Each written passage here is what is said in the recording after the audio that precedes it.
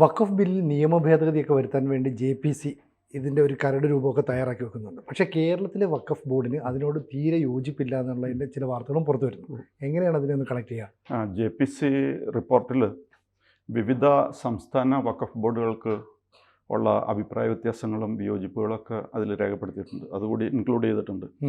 അപ്പോൾ കേരള വഖഫ് ബോർഡിന് ചില കാര്യങ്ങളിൽ എതിർപ്പുണ്ട്. അതിൽ ഒരു കാര്യം എന്താണെന്ന് വെച്ച് കഴിഞ്ഞാൽ ഈ വഖഫ് കൗൺസിൽ അതേപോലെ വഖഫ് ബോർഡിലൊക്കെ 2 നോൺ മുസ്ലിം മെമ്പേഴ്സ് കൂടി വേണം എന്നിപ്പോൾ ഈ അമെൻമെൻറ്റിൽ പറഞ്ഞിട്ടുണ്ട്. അതിനോട് കേരള വഖഫ് ബോർഡ് യോജിക്കുന്നില്ല. അവർ പറയുന്നത് ഇങ്ങനെയൊരു മാറ്റം വരുത്താനായിട്ട് പാർലമെൻറ്റിന് കഴിയില്ല എന്നാണ്. കാരണം അത് കേരള ഇന്ത്യൻ ഭരണഘടനയുടെ 26 and 14 വകുപ്പുകൾക്കെതിരാണ്. മാത്രമല്ല ഇതേപോലത്തെ ഒരു അഭിപ്രായം ബീഹാർ വഖഫ് ബോർഡും രേഖപ്പെടുത്തിയിട്ടുണ്ട്.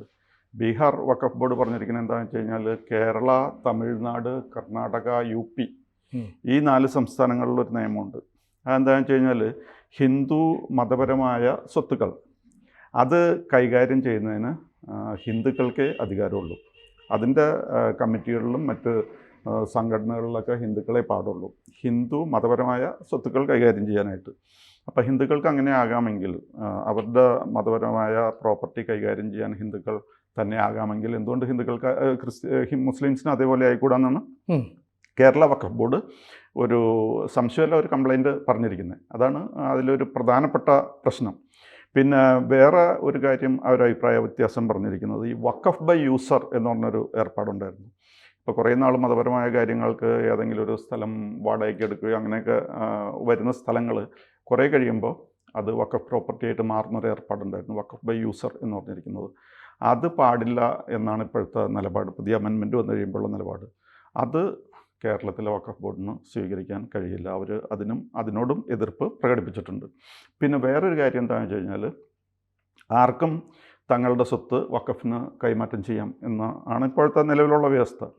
പക്ഷേ ഇപ്പോൾ ഒരു പുതിയ കണ്ടീഷൻ ഈ അമെൻമെൻ്റ് അനുസരിച്ച് വരുന്നത് എന്താണെന്ന് വെച്ച് കഴിഞ്ഞാൽ 5 വർഷമെങ്കിലും മുസ്ലിം ആയിരുന്ന ആൾക്ക് ഇങ്ങനെ ചെയ്യാൻ പറ്റുള്ളൂ, ഇങ്ങനെ വഖഫ് ചെയ്ത് കൊടുക്കാനായിട്ട് പറ്റുള്ളൂ.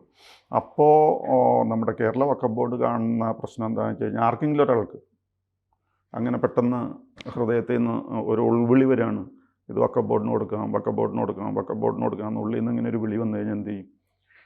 അപ്പോൾ കൊടുക്കാൻ പറ്റുമോ? 5 കൊല്ലം മുസ്ലിം ആയിരുന്നതിന് ശേഷം, മുസ്ലിം വിശ്വാസത്തിലേക്ക് വന്നതിന് ശേഷം 5 വർഷത്തിന് ശേഷം ഇത് ചെയ്യാൻ പറ്റുള്ളൂ എന്ന് പറഞ്ഞു കഴിഞ്ഞാൽ ഇപ്പം തന്നെ കൊടുക്കണമെന്ന് ഒരാൾക്ക് തോന്നിക്കഴിഞ്ഞാൽ എന്ത് ചെയ്യും എന്നൊരു പ്രശ്നം കേരള വഖഫ് ബോർഡിന് തോന്നുന്നുണ്ട്. പിന്നെ ഒരു കാര്യം എന്താണെന്ന് വെച്ച് കഴിഞ്ഞാൽ ഇതിൻ്റെ കാര്യങ്ങൾ നിർണ്ണയിക്കുന്നതിൽ കളക്ടർമാരുടെ റോള് ചുമതല വളരെ കൂടി വരികയാണ്.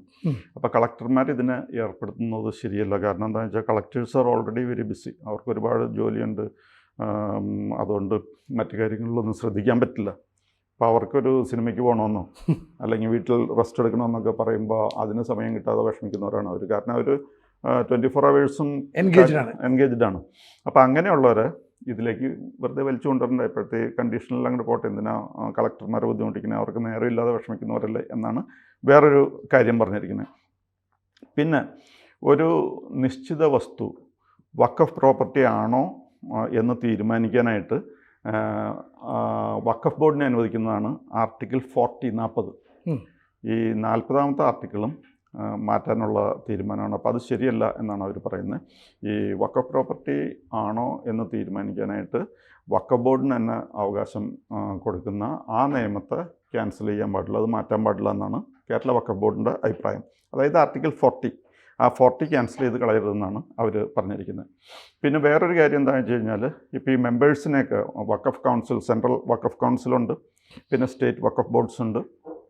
അതിലെ മെമ്പേഴ്സിന് ഇനി നോമിനേറ്റ് ചെയ്യുന്നൊരു രീതിയിലേക്ക് കാര്യങ്ങൾ വരികയാണെങ്കിൽ അത് വലിയ പ്രയാസമാണ്. കാരണം ഇലക്ഷനിലൂടെ തന്നെ അവർ വരണം, അല്ലാതെ നോമിനേറ്റഡ് ആയിട്ട് വരരുത്. കാരണം അങ്ങനെ നോമിനേറ്റ് ചെയ്ത് വരുന്നവർ ഈ ഗവൺമെൻറ്റിന് വളരെയധികം കീഴ്പ്പെട്ടിരിക്കും. അപ്പോൾ അവർക്ക് സ്വതന്ത്രമായിട്ടൊന്നും തീരുമാനം എടുക്കാനൊന്നും പറ്റില്ല. എപ്പോഴും ഗവൺമെൻറ്റിനെ പ്രീണിപ്പിക്കാനായിരിക്കും അവർ ശ്രമിക്കുന്നത്. അവർക്ക് നിശ്ചയദാർഢ്യത്തോടു കൂടി ഒന്നും ചെയ്യാൻ പറ്റില്ല. അതുകൊണ്ട് ഈ നോമിനേഷൻ്റെ ഏർപ്പാട് നമുക്ക് വേണ്ട. അത് പണ്ടത്തെ പോലെ തന്നെ ഇലക്ഷൻ വഴി ആകാം എന്നാണ് അവർ പറയുന്നത്.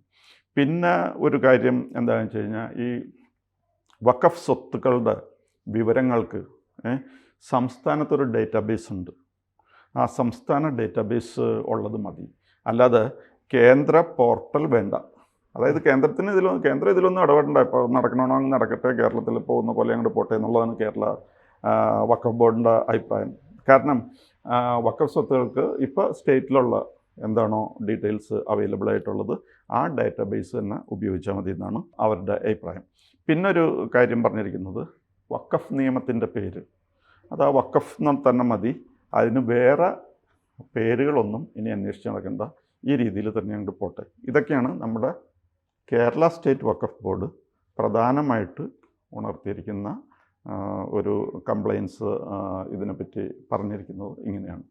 ഇതൊക്കെയാണ് രീതി. ഇപ്പോൾ ഈ ഭൂമി ഏറ്റെടുക്കുന്നതുമായി ബന്ധപ്പെട്ട തർക്കങ്ങൾ സ്വാഭാവികമായിട്ടുണ്ടാകും. അപ്പോൾ സ്വാഭാവികമായി തർക്കങ്ങൾ ഉണ്ടാകുമ്പോൾ നേരത്തെ വഖഫ് ബോർഡ് അവിടുത്തെ ഒരു മതപണ്ഡിതനൊക്കെ ഉൾപ്പെടുന്നവരെ തീരുമാനിച്ചാൽ മതി. ഇപ്പം മുസ്ലിം മതസ്ഥനല്ലാത്ത മറ്റൊരു മതത്തിൽപ്പെട്ട ആളുടെ വസ്തു ഏറ്റെടുക്കാമായിരുന്നല്ലോ. അങ്ങനെ ഏറ്റെടുക്കുമ്പോൾ ഈ വസ്തു തമ്മിൽ തർക്കം ഉണ്ടാകും. ഒരു പക്ഷേ ഇത് തമ്മിലുള്ള പ്രശ്നങ്ങളൊക്കെ ഉണ്ടാകുമ്പോൾ ജില്ലാ ഭരണകൂടം, അതായത് നമ്മൾ കളക്ടർ എന്ന് പറയുന്നത്, അപ്പോൾ കളക്ടറിലേക്ക് ഈ ചർച്ചകൾ നടത്തി അല്ലെങ്കിൽ ഈ പ്രശ്നപരിഹാരത്തിനുള്ള ചുമതലപ്പെടുത്തൽ എന്നാണ്. അപ്പോൾ കളക്ടർ ഇതിനകത്ത് വരാൻ പാടില്ല, അല്ല ജില്ലാ ഭരണകൂടം ഒന്നും ഇതിനകത്ത് ഉൾപ്പെടാൻ പാടില്ല. ഇതാണ് വഖഫ് ബോർഡിൻ്റെ ആളുകൾ അല്ലെങ്കിൽ അതിനെ അനുകൂലിക്കുന്ന ആളുകൾ പറയുന്നത്. സത്യത്തിൽ നീതി നിർവഹണം നടത്തുക എന്നുള്ളതല്ലേ ഒരു കളക്ടർ ചെയ്യുന്നത്, അല്ല ജില്ലാ ഭരണകൂടം. അതുണ്ടാവരുന്ന് പറയുന്നതിനകത്ത് എന്ത് അടിസ്ഥാനം ഉള്ളത്?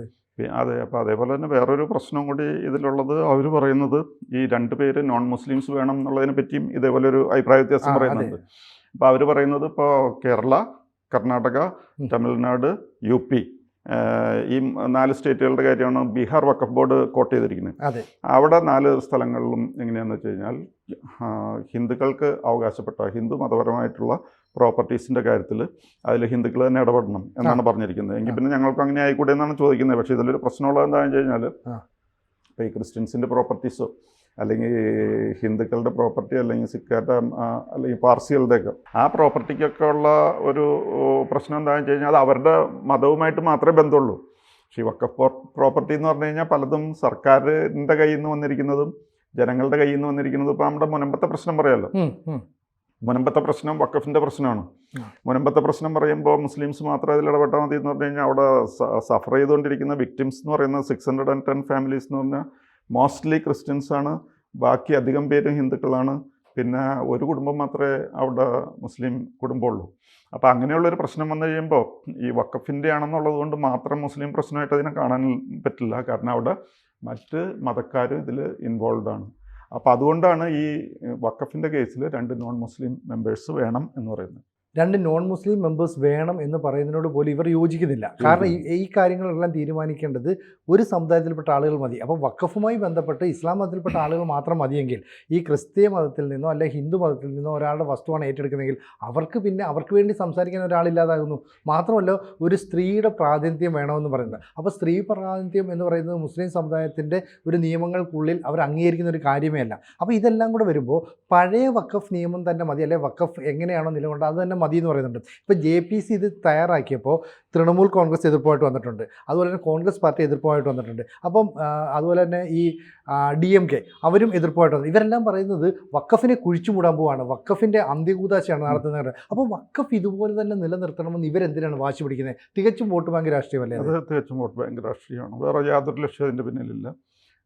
അവർക്കറിയാം അവർക്ക് വരുന്ന വോട്ട് ഏത് വഴിക്കണം, അത് മാത്രം കണക്കിലെടുത്തിട്ടാണ് ഇവരങ്ങനെ പറയുന്നത്. പക്ഷേ കാലാകാലങ്ങളായിട്ട് ഇതിൽ മാറ്റങ്ങൾ വരുത്തണമെന്നും ഇപ്പം മുനമ്പത്തെ ഒരു പ്രശ്നം തന്നെ നോക്കും. മുനമ്പത്തെ ഒരു പ്രശ്നം ഉണ്ടായപ്പോൾ ഇതിൻ്റെ സമരം ചെയ്യുന്ന ക്രൈസ്തവ മതവിശ്വാസികളാണ്. പക്ഷേ സഭാ നേതൃത്വം പോലും ഒരു പരിധിവരെ ഈ വഖഫുമായി ബന്ധപ്പെട്ട ആളുകളെ പിന്തുണയ്ക്കുക ചെയ്യുന്നത്. അതുകൊണ്ടാണ് മുസ്ലിം ലീഗിൻ്റെ നേതാക്കൾ പലപ്പോഴും ഈ ക്രൈസ്തവ വിഭാഗത്തിലെ മതമേലധ്യക്ഷന്മാരുമായി കൂടിക്കാഴ്ച നടത്തുന്നത്. എന്നിട്ട് പറയുന്നത് ഇവർ ചെയ്യുന്നതിനോട് യോജിക്കണം. ഇപ്പം നേരത്തെ തന്നെ ചില ക്രൈസ്തവ മേലധ്യക്ഷന്മാരുടെ യോഗത്തിൽ പറഞ്ഞത് നിലവിൽ എന്താണോ വഖഫിൻ്റെ ആവശ്യം അല്ലെങ്കിൽ വഖഫ് നിലകൊള്ളുന്നത് അതിനെ നമ്മളങ്ങ് പിന്തുണയ്ക്കുക, അതല്ലെങ്കിൽ ഇവിടെ BJP വളരും. അപ്പോൾ അവിടെ BJP എന്ന് പറയുന്ന ഒരു രാഷ്ട്രീയ പാർട്ടി ഇതുകൊണ്ട് എന്ത് നേട്ടമാണ് ഉണ്ടാകുന്നത്? അപ്പോൾ കുറച്ച് ക്രൈസ്തവ വോട്ടുകൾ കിട്ടുമെന്നുള്ള രീതിയിൽ അങ്ങനെ BJPയെ വളർത്തരുത്. അപ്പം തികച്ചും രാഷ്ട്രീയമായിട്ടാണ് ഇവിടെ ഇടതുപക്ഷത്തിൻ്റെയും കോൺഗ്രസിൻ്റെയും നേതാക്കൾ മുനമ്പത്ത് എന്നിട്ട് പറയുന്നത് ഞങ്ങൾ നിങ്ങളോടൊപ്പം ഉണ്ടെന്ന് പറയുന്നത്. എന്നിട്ട് നിയമസഭയിൽ പോകുമ്പോൾ ഈ വഖഫിനെതിരായിട്ട് ഒരുമിച്ചൊരു ബില്ല് തയ്യാറാക്കുന്നു. എന്നിട്ട് അവർ ഒരുമിച്ച് 140 പേര് ഒറ്റ നിലപാട് സ്വീകരിക്കുന്നു. അപ്പോൾ ശരിക്കും ജനങ്ങളെ കബളിപ്പിക്കുകയല്ലേ? അതെ, കേരളത്തിലെ 140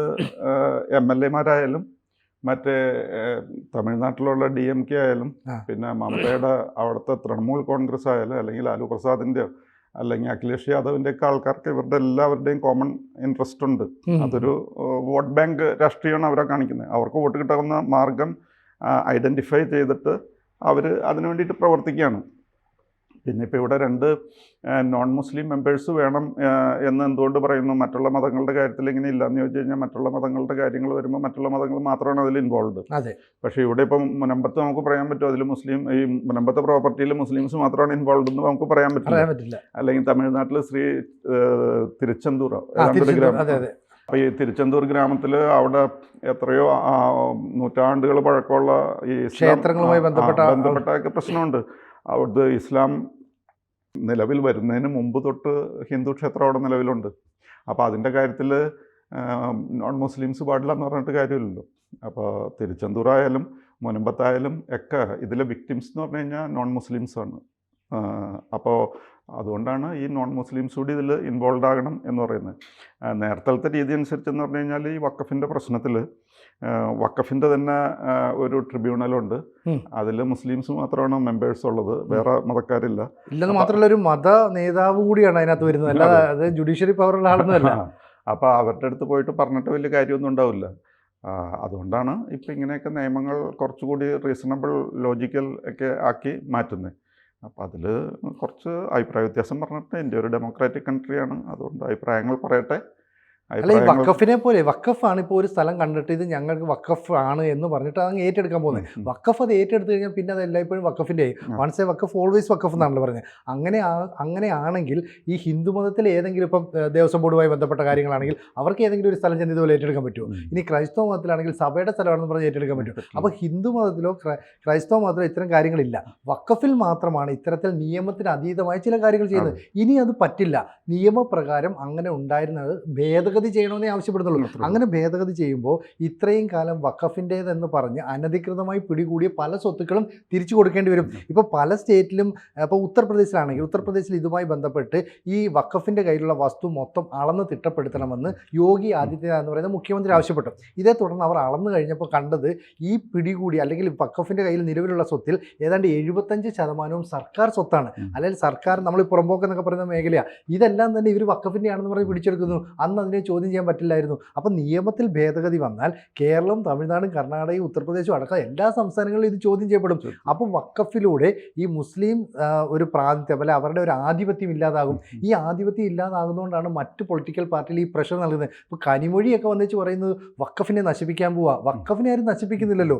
വഖഫിൻ്റെ അനധികൃതമായ നീക്കത്തെ, നിയമപരമല്ലാത്ത ചില പ്രവൃത്തികളെ ചോദ്യം ചെയ്യപ്പെടുന്നു. അതാണ് JPC പറയുന്നത്. അപ്പോൾ JPCക്ക് ഇതുവരെ കിട്ടിയ പരാതികൾ, അതുപോലെ തന്നെ പല അഭിപ്രായങ്ങൾ ഇതെല്ലാം ക്രോഡീകരിച്ചിട്ട് ഇത് പിന്നെ ഈ പറയുന്ന പാർലമെൻറ്റിലേക്ക് വെക്കുകയാണ്. അപ്പോൾ ഈ പാർലമെൻറ്റ് സമ്മേളനത്തിൽ തന്നെ ഇത് പാസ്സാക്കിയാൽ ഇവരുടെ ഈ ഒരു അനാവശ്യമായ വാദം അവസാനിച്ചു. മാത്രവുമല്ല, ഈ ഒരു രാഷ്ട്രീയ പാർട്ടികൾ ഈ വോട്ട് ബാങ്കിന് വേണ്ടി നടത്തുന്ന സമ്മർദ്ദം ഇതോടുകൂടി അവസാനിക്കുകയും ചെയ്യും. അപ്പം മുസ്ലിം സമുദായത്തിന് ശരിക്കും പേടിയാണ്, രാഷ്ട്രീയ പാർട്ടികൾക്കും പേടിയാണ്. അങ്ങനെയല്ലേ നമുക്ക് കൺക്ലൂഡ് ചെയ്യാൻ പറ്റുള്ളൂ.